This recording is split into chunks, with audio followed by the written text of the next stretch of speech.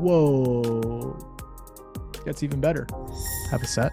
Set equals bet. That's what they say. What? Okay. Okay, so I think the big blind we can be pretty confident is fish. Definitely V-pipping these jacks. The small blind decides to 3-bet. I was gonna say that I would 4-bet, but guess I'll just have to do the 3-betting myself today. I think the small blind is a fish because he starts out without 100 big blinds or less than 100 big blinds.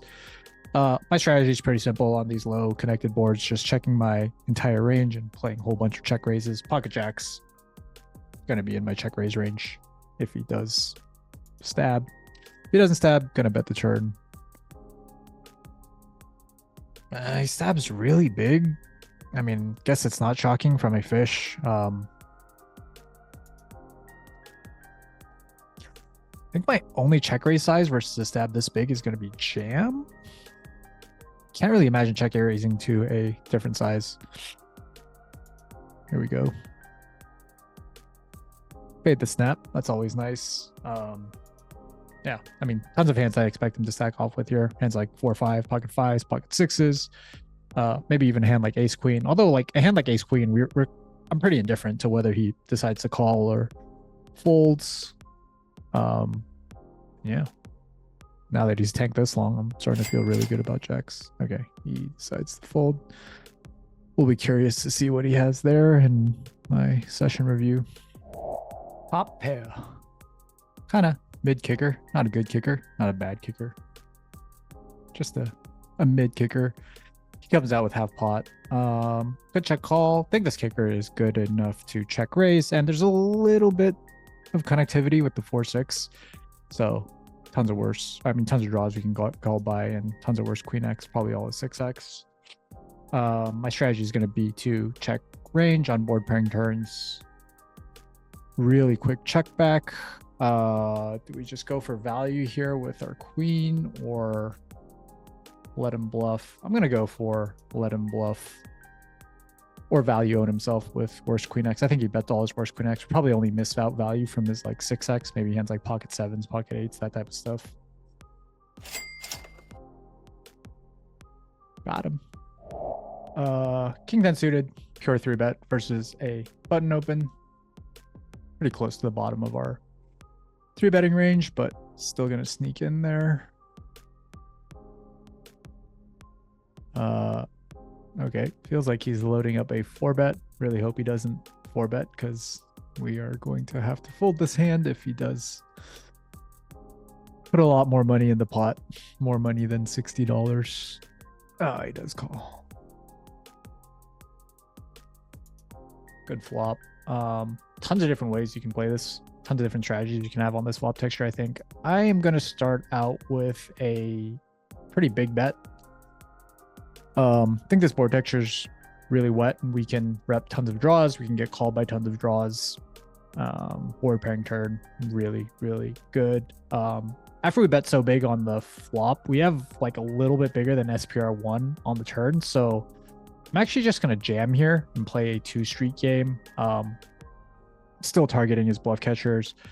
I think the kind of the extra utility of this jam is that we can actually deny some real equity in the spot where like there's some hands that have really good equity versus our 10x, like queen jack, you know, ace jack of spades, that type of stuff. And it's really nice for those hands to just not even be able to realize that type of equity on the river. Yeah, so I think there's just lots of utility to jamming the turn. Kind of an unorthodox line, I guess. You don't really see a ton of 2-street poker in 3-bet pots at 100 big blinds, but this spot seems appropriate. And when he tanks, yeah, okay. I mean, there's tons of draws we can be repping ourselves. What I was in the middle of saying was that when he tanks, I definitely am starting to feel pretty good about King 10 being the best hand. Don't think his call with a 9 is all that crazy because, like I said, we can have queen jack, we can have king queen, we can have spade hands, maybe even hands like 7-8 suited. So yeah, don't fault his call with ace 9 at all. Open pocket 4s in the small blind. That's what I was looking for. Yeah, I mean, have a set. set equals bet. That's what they say. Definitely can go big here. I mean, tons of draws to target. All the bluff catchers. Don't think he's folding any pair on the flop, even to this big size 3. A little bit sad. Complete 6-7, ace deuce. But again, I have a set. What do you want me to do?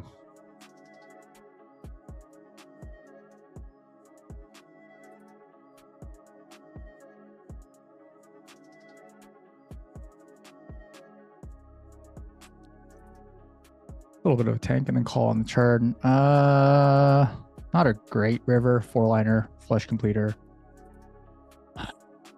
This might look a little bit strange here, but I'm still going to bet this river. Don't think a lot of good things happen when we check. Kind of bet a little bit on the smaller side here. Make sure that I'm getting called by worse hands. I guess just to explain my thought process here a little bit, this might look a little bit strange to bet a hand that's not a straight or not a... Okay, nice.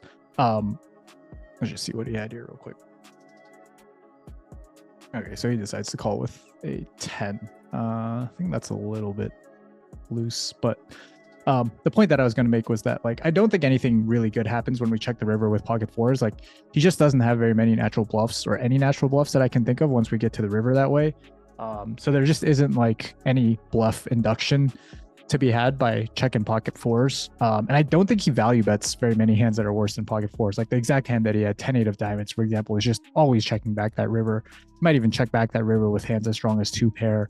Probably doesn't even have that much 2-pair to begin with once we get to the river in that way, and he doesn't find a raise somewhere along the line. So I think it's actually just better to bet hands like that on the river instead of check. I think what happens when we check is that we just end up getting value bet by straights and flushes, and he just checks back everything else. So might look a little strange there, but pretty confident that bet is the right answer, especially if they're finding calls with 10x, and who knows, I mean, these guys might just be like, yo, it's blind versus blind, super wide ranges, can't fold a pair, etc., etc. And the more they think in that way, the better value betting becomes on the river with hands like pocket fours. Ace 5 of hearts, easy 3-bet versus a cutoff open. Looks like a middle position open, but seat 1 hasn't been dealt in yet.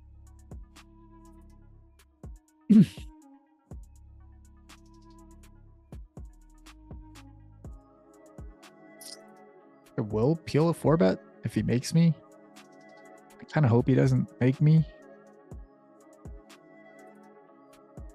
Don't do it, dude. Don't do it. Ah, nice. Just gonna start with check back here, mid pair, really dynamic board texture. Don't want to get check raised. Have some backdoor flush draw equity that I want to realize, so just gonna start out with check.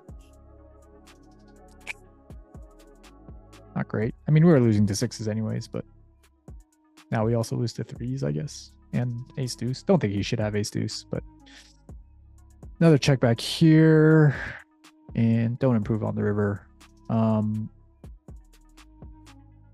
I think we still lose to some of his checks. Not to say that I'm going to bluff this spot. Just going to check here and hope to beat some, I don't know, ace queen and deuces. Ace 4. Okay, yeah. That's another one that makes sense. Yeah, not much he can do. I don't think there's all that much I can do with ace 5 except check it down. And pretty good result. Somehow this table has also evolved into a heads-up match. Easy defend facing min with pretty much any ace. Gonna be check calling a lot. Pretty much facing any size.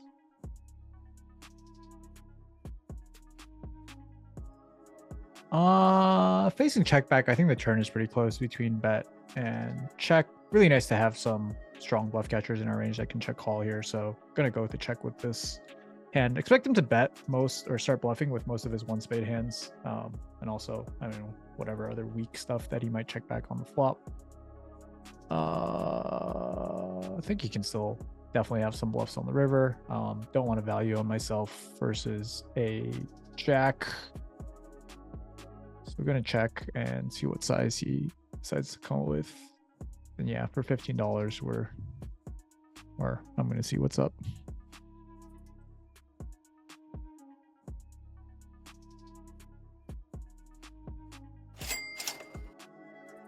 Queen 4 offsuit. So what's up? I don't know if that's an open.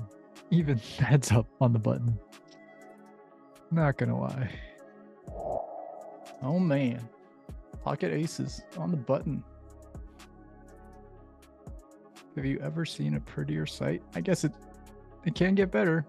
Cut off fish, decides to limp. Gonna ISO pretty big here. Try to start stacking the cutoff. If I can say that pre-flop. Definitely just wanted to start putting in some. Whoa. Gets even better. Assume the cutoff is just gonna fold here, so at 200 bigs, gonna be forced to 4-bet versus the big blind. Could think about trapping at 100 bigs, but 200 bigs were just too deep to not continue shoveling money in pre-flop. What? I'm actually confused here. What do I do? Do I call and trap? I mean, do I click it? Do I jam? Jamming doesn't feel good. Clicking feels reasonable. I think we can induce some jams because this looks like we're trying to ISO. So yeah, I mean, we're just still gonna induce some jams from his premiums, maybe some bluff jams from the big blind. I have no idea what the cutoff is. Limp jam. Okay. Yeah, not. Don't feel super confident in how to play. I mean, has that ever happened to me before? Has that pre-flop action ever happened to me before? Limp ISO 3-bet. The limper rips it. I don't think so. I don't know. Maybe if you guys have any thoughts on how to play that spot better, let me know in the comments. But yeah, whatever. Can't complain. Got it in versus Queen 9 offsuit with aces. So weird spot. Defend the big blind here with King Queen. Really good flop. Flop tons of equity. Gonna start out with check raise with 2 overs and a flush draw. We have tons of equity and hopefully some fold equity. Okay, guess we don't have fold equity. Turn a pair, turn top pair. Gonna play check here and either let him bluff or maybe even value cut himself. He can have like king jack, king 9 with the king of spades or something like that. Maybe not king 9 offsuit, but definitely king jack offsuit.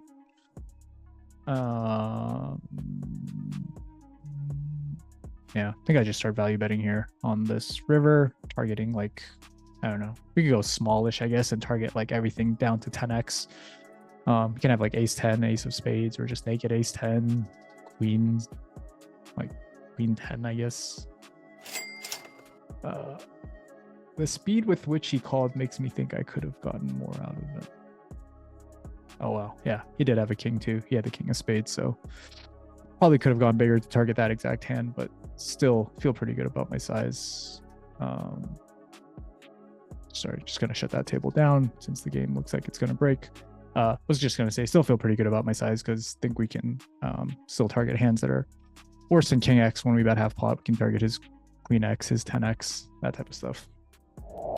Definitely V-pipping these jacks. The small blind sides to 3-bet. I was going to say that I would 4-bet, but guess I'll just have to do the 3-betting myself today.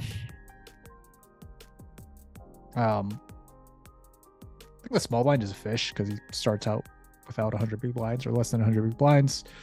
My strategy is pretty simple on these low connected boards, just checking my entire range and playing a whole bunch of check raises. Pocket jacks going to be in my check raise range if he does stab. If he doesn't stab, gonna bet the turn. He stabs really big. I mean, guess it's not shocking from a fish. I think my only check raise size versus a stab this big is going to be jam. Can't really imagine check raising to a different size. Here we go. Fade the snap. That's always nice. Yeah, I mean, tons of hands I expect him to stack off with here. Hands like 4-5, pocket 5s, pocket 6s. Maybe even a hand like ace queen. Although like a hand like ace queen, we're I'm pretty indifferent to whether he decides to call or folds. Yeah. Now that he's tanked this long, I'm starting to feel really good about jacks. Okay, he decides to fold. We'll be curious to see what he has there in my session review. King 5, spade.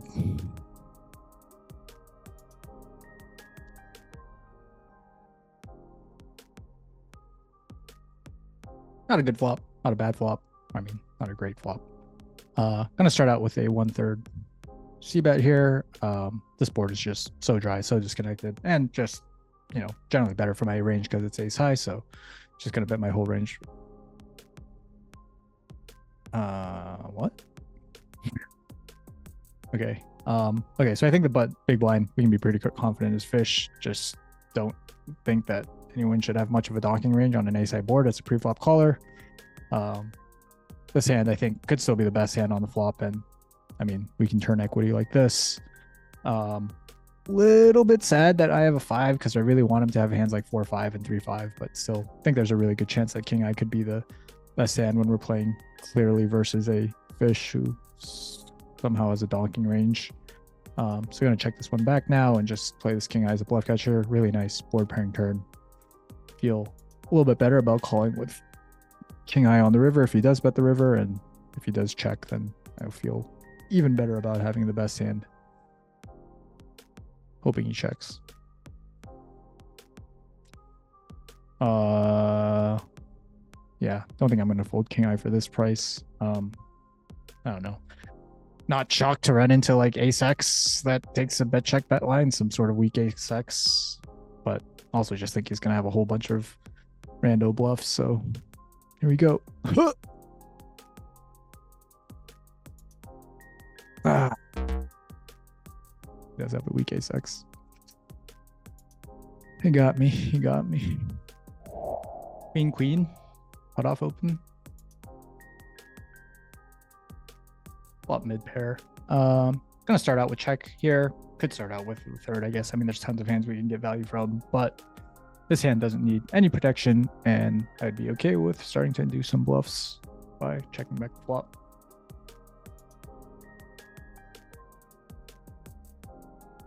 Yeah. Gonna start out with check.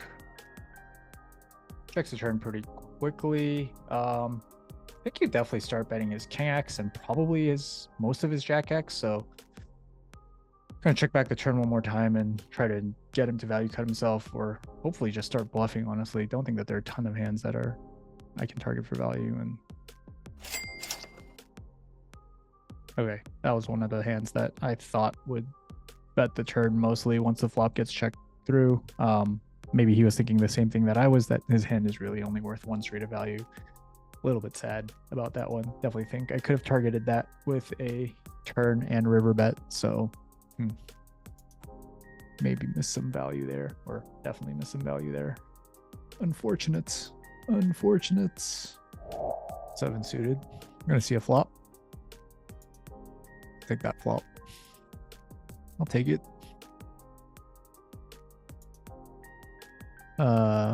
Not much to do. The call versus the third. Ooh. Check raise if he bets. Do we? I mean, he's gonna have. Okay. I mean, we don't even have. Not the river I wanted. Do I value bet still? Target worse 10x? Or I mean, his 10x. Does he have bluffs still? Would expect like a lot of normal stuff to keep barreling on this turn, or sorry, on that turn. Yeah, hands like king, queen, queen 9. Maybe he has some bluffs still. Maybe some like queen 8. Anyways, just gonna start with check here. Really unfortunate river. Went from being ecstatic on the turn to minor devastation. Don't think I can fold facing bet check bet with mid pair, but slightly better than normal mid pair. Nice. He value cuts himself with ace 10. I think that's a reasonable value bet from the button. He probably expects me to bet most of my jack X by the time we get to the river in that way. I mean, I would definitely check a whole bunch of Jack X because a lot of them my kicker is not going to play. It's also, you know, nice to have some bluff catchers, some pretty strong bluff catchers, but not shocked to see him bet ace 10 there. I think he would have called the bet, so probably ends up working out the same way, roughly the same way, regardless of how we decide to play it. Gonna open these pocket tens a little bigger than usual because we have the poster and the cutoff who decides to come along. Definitely a fish.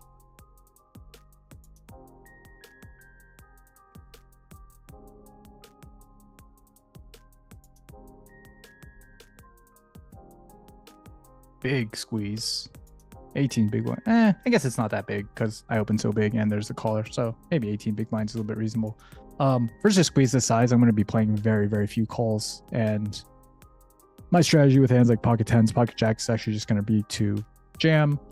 I think we can call by worse 16 combos of ace king and really really get him to start folding out some real equity, like hands like all the 2 overs, king queen, ace jack, ace queen. I don't know what he does with ace queen, but really nice to get him to start folding those hands. And, you know, if he is not confident in what my jamming strategy is there, maybe we can even sometimes get him to fold better like pocket jacks. But yeah, against a 3-bet that big, I think I should be playing a little bit more or way more jam fold and be a little bit less peel happy, just given that I'm not getting as good of a price appeal and don't have as great implied odds when the SPR is going to be that shallow. This is Chasing Poker Greatness.